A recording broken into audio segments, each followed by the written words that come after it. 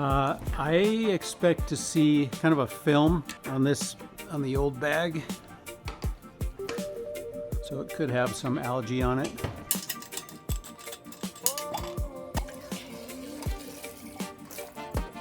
Well, it's not too bad. You look inside there, it's a little dirty.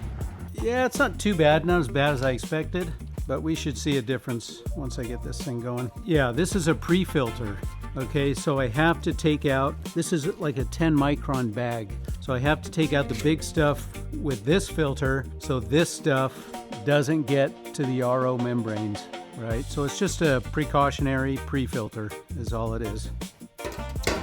Well, you're watching your gauges, right? To make sure it doesn't get that dirty.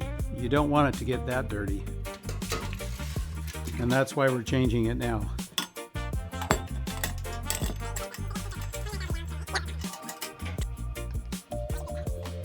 You're watching all kinds of things. You're watching your brine, you're watching the pressure on the vessels, right? You don't want to overdo it. Now, as the water gets cleaner, it's going to process faster.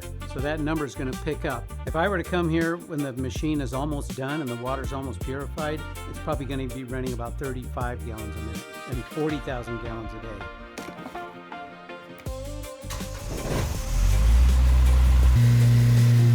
I'm going to go turn my tap water back on.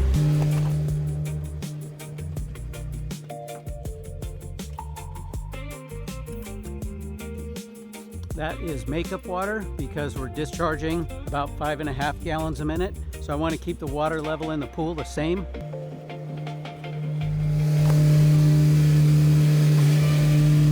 That's the goal here. The big reason why we do this is so people don't have to drain their pools.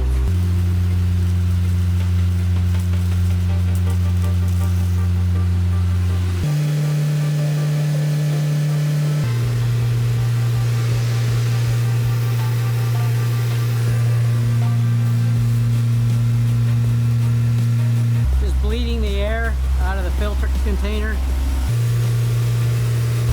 So I'm looking to see how many gallons per minute I'm processing, how many gallons per day, looking at how many gallons per minute I'm discharging to the sewer, how many gallons per minute I'm bringing in for makeup water.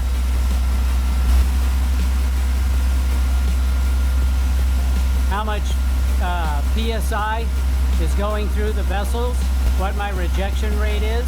Right now my rejection rate is 97%, so I'm pulling in about 4,300 TDS, returning 120 ppm. It's quite a change.